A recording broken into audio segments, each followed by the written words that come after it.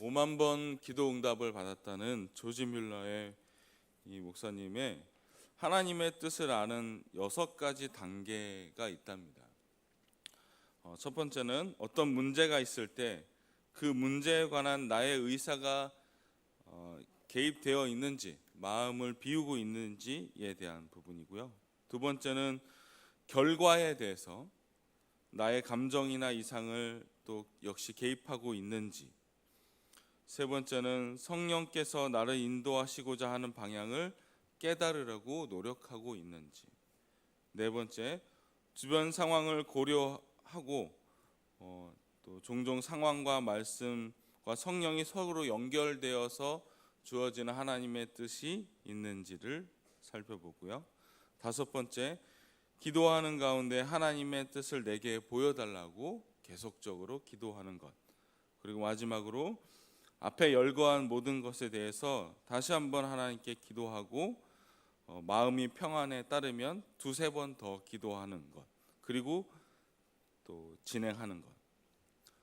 제가 이 글을 보면서 5만 번이나 기도를 받은 그 조지 뮬러 목사님이 여전히 하나님의 뜻을 알아가는데 이렇게 쉽게 다가가지 않는다는 부분을 좀 깨달았습니다. 그러니까 5만 번이나 되면 꽤 많은 경우인데도 하나님의 뜻에 대해서 굉장히 신중하게 받아들인다는 거죠. 자, 오늘 본문을 통해서 하나님의 뜻이 우리의 삶 가운데 어떻게 이루어지고 있는지에 대해서 잠시 알아보고자 합니다. 20절인데요. 20절 우리가 다 같이 함께 읽겠습니다. 시작. 공고를 들으며 훈계를 받으라. 그리하면 내가 필경은 지혜롭게 되리라. 아멘. 이게 다른 번역으로 보니까 이렇게 나옵니다. 충고를 듣고 훈계를 받아들여라. 그러면 마침내 지혜롭게 되리라.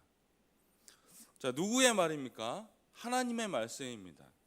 자, 하나님의 말씀을 듣고 또 하나님의 훈계를 받으라는 거죠. 그리고 어떻게 해요? 마침내 그럼 우리가 지혜롭게 된다는 겁니다. 자, 여기서 말하는 지혜는 그러니까 잠언 전체로 봤을 때 단순한 삶의 지혜를 얘기하는 것이 아닙니다. 그러니까 어떤 하나의 문제를 해결하기 위한 하나의 해결책 정도가 아니고요.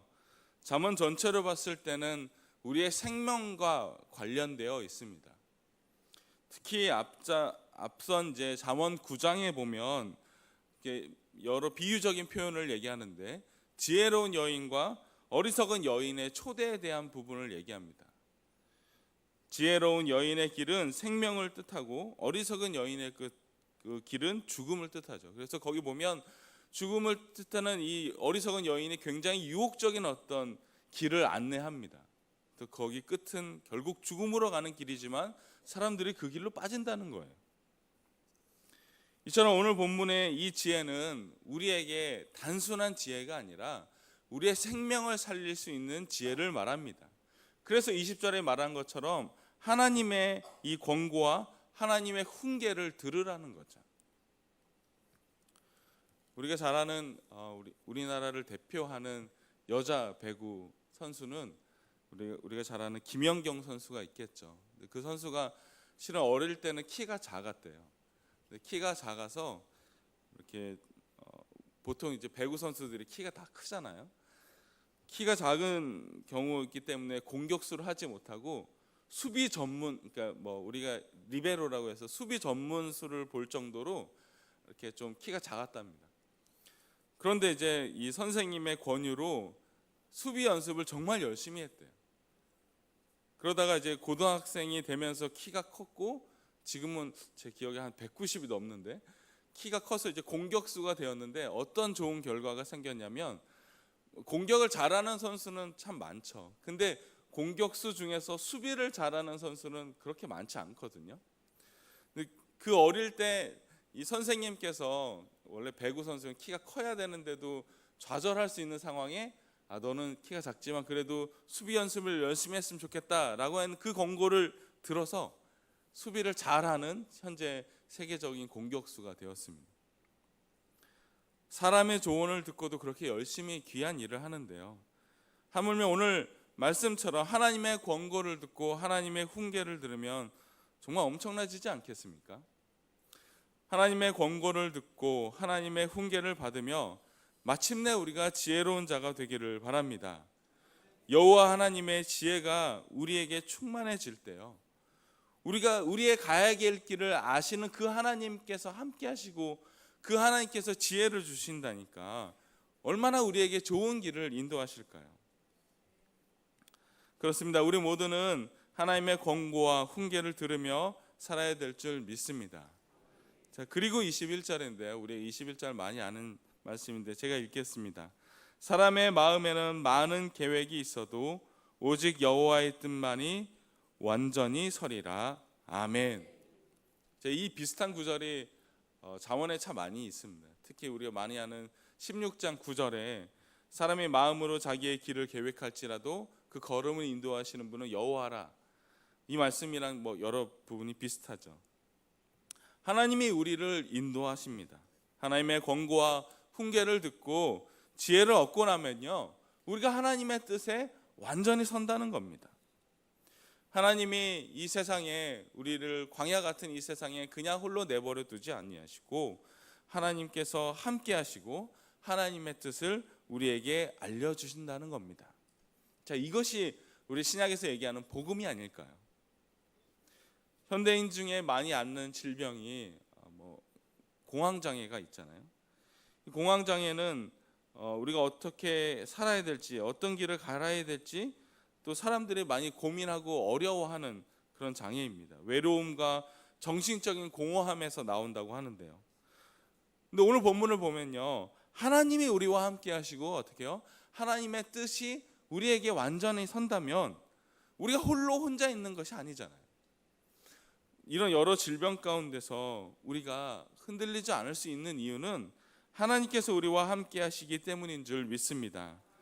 오늘 말씀을 새번역 성경으로 보니까 이렇게 나옵니다. 사람의 마음에 많은 계획이 있어도 성취되는 것은 오직 주님의 뜻뿐이다. 그렇습니다. 성취되는 것, 그러니까 우리에게 이루어지는 것은 오직 주님의 뜻인 줄 믿습니다. 우리의 삶 가운데 늘 함께 하시는 하나님을 찬양하는, 또 그 뜻이 우리에게 이루어지는 우리의 삶 되기를 바랍니다. 자, 여기까지만 들으면 우리는 할 일이 없습니다. 그렇지 않습니까? 하나님의 뜻이 우리에게 이루어지고 하나님이 어차피 인도하시니까 우리는 그냥 가만히 있어도 되겠지라고 생각할 수 있죠. 근데 22절에 보니까 전혀 다른 상황이 나옵니다. 22절을 우리 다 같이 함께 읽겠습니다. 시작. 사람은 자기의 인자함으로 남에게 사모함을 받느니라. 가난한 자는 거짓말하는 자보다 나으니라. 아멘. 이게 번역이 좀 어려운데 새 번역으로 제가 읽어보면, 사람에게서 바랄 것은 성실이다. 거짓말쟁이가 되느니 차라리 가난뱅이가 되는 것이 낫다. 자, 오늘 22절이 우리에게 주는 말씀 뭐예요? 성실하라는 거죠. 하나님이 우리의 길을 인도하신다고 우리가 아무것도 하지 않는 것이 아닙니다. 그러니까 하나님이 우리의 뜻을 이루어 주십시오, 하나님 만세 하고 끝나는 것이 아니고요, 우리는 우리의 삶에서 주어진 충실한, 성실한 삶을 살아야 됩니다. 잠언에 보면 특히 이 성실에 대해서 꽤 많이 말씀하고 있습니다. 11장 3절에 보면 정직한 자의 성실은 자기를 인도하거니와 사악한 자의 패역은 자기를 망하게 하느니라. 28장 6절에 가난하여도 성실하게 행하는 자는 부유하면서 굽게 행하는 자보다 나으니라. 이외에도 참 많은데 특히 이 잠언이 성실에 대해서 참 많이 얘기합니다. 우리의 걸음을 인도하시는 분은 여호와시고요, 그 사실은 변함이 없습니다. 하지만 우리는 우리의 주어진 삶 가운데 최선을 다해야 되고 성실해야 될 줄 믿습니다. 그것이 우리에게 주어진 하나님의 뜻 아닐까요? 하나님이 우리를 부르시고 요행이나 바라면서 우리가 살아가기를 원치 않으실 겁니다. 우리가 속한 가정이나 회사나 학교나 어디 있든지 간에 우리가 하나님 앞에 있다는 사실을 깨닫고 우리에게 주어진 일에 성실히 임해야 될 줄 믿습니다. 그것은 우리를 얽매이게 하는 멍에가 아니고 우리를 살리는 면류관일 줄 믿습니다. 불편할 때도 있고 신경 쓰일 때도 있겠지만 그것이 바로 우리를 인도한 하나님의 뜻 아닐까요? 이번 3기 임직식 때 우리 모두 다 은혜 받은 줄 믿습니다. 이게 내빈, 제가 하는 말이, 저는 물론 이거니와 내빈께서 하신 말씀이 이렇게 아름답고 은혜로운 임직식이 본 적이 없다고 합니다. 모두 다 그러셨겠지만 그 중에 백미는 또 로마서 8장을 외울 때 아니었나 싶습니다. 로마서가 총 39절까지 있습니다. 그러니까 그냥 몇 절까지 있는 게 39절이, 저도 한번 쭉 처음부터 읽어보면 꽤 많은 시간이 지납니다. 1, 2분 끝나는 게 아니에요. 제가 음절을 세워보지 않았지만 꽤 많았습니다. 그런데 암송을 했잖아요. 여기 앞에서 다 나오셔서 알다시피 임직자 중에서는 나이도 많으신 분이 계시고 또 나이가 적다고 해서 쉽게 외워지는 그런 부분도 아니잖아요. 하지만 저마다 자기에게 주어진 시간 동안 최선을 다해서 당일날 암송하신 거 아닐까요? 제가 알기로는 집에 일일이 한 절씩 프린트를 해서 벽에다 쭉 붙여놓고 시간 왔다 갔다 할 때마다 보고 외우고 또 길 갈 때마다 보고 외우고, 그 로마서 8장이 뭔데요? 그거 못 외운다고 그런 거 아닌데도 정말 최선을 다해서 외우셔서 당일날 그 귀한 은혜를 우리에게 끼친 거 아닐까요? 오늘 말씀처럼 성실하게 자기의 자리에 임하니까 하나님께서 은혜를 부어주신 것인 줄 믿습니다. 바라기는 그 성실이 우리가 하나님 앞에 더 나아가고 또 하나님께 더 최선을 다하는 그런 귀한 시간이 될 줄 믿습니다. 특별히 우리 임직자들이 이게 이제 시작이잖아요. 이제 끝난 게 아니라, 임직으로 끝난 게 아니라 이제 시작인 이 시작점에서 우리가 자격이 있어 선 게 아니라 하나님께서 우리를 이끌어 주신다라는 그 시작점으로 생각하고 앞으로 나아가시기를 바랍니다. 자, 오늘 말씀의 결론입니다. 우리가 하나님의 권고와 훈계를 듣고 지키며 또 성실하게 살아갈 때 하나님께서 어떤 길로 인도하시느냐, 23절입니다. 23절을 우리 다 같이 함께 읽겠습니다. 시작. 여호와를 경외하는 것은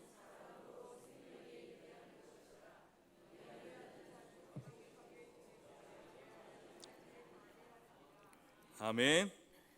제가 현대인의 성경을 읽어보니까 이렇게 말합니다. 여호와를 두려워하는 것이 사는 길이다. 여호와를 두려워하는 사람은 재앙을 받지 않고 만족한 삶을 누릴 것이다. 영어 성경에 보면 untouched by evil입니다. 그러니까 악이 우리를 손대지 못한다는 거예요. 그렇습니다. 우리가 하나님 안에 거하고 하나님을 경외하는 삶을 살아갈 때 어떻게 해요? 하나님이 우리를 지키실 줄 믿습니다. 하나님의 지혜로 우리가 살아간다면 오늘 말씀처럼 생명에 이르게 하고 악이 우리를 범하지 못한다는 거예요. 하나님의 말씀을 따라갈 때 우리는 하나님의 백성이기에 하나님이 우리를 지키시는 줄 믿습니다. 여러분과 제가 그와 같이 귀중한 존재라는 거예요. 주님을 경외하며 살아가는 저와 여러분이 되기를 바랍니다. 주님 안에 거하고 살아갈 때 세상이 감당하지 못한 귀한 하나님의 자녀가 될 줄 믿습니다.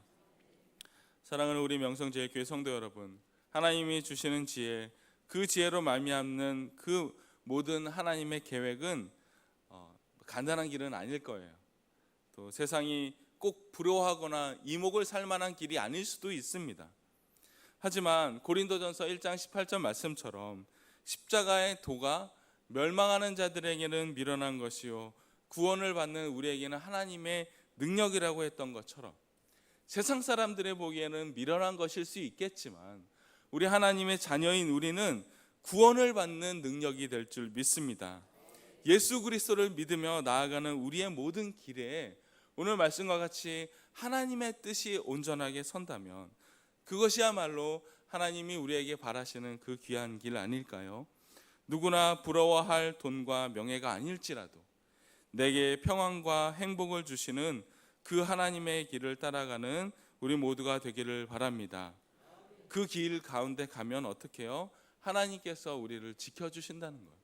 23절 말씀처럼 악이 우리를 손대지 못한다는 거예요. 그 악이 우리를 넘어뜨리지 못한다는 거예요.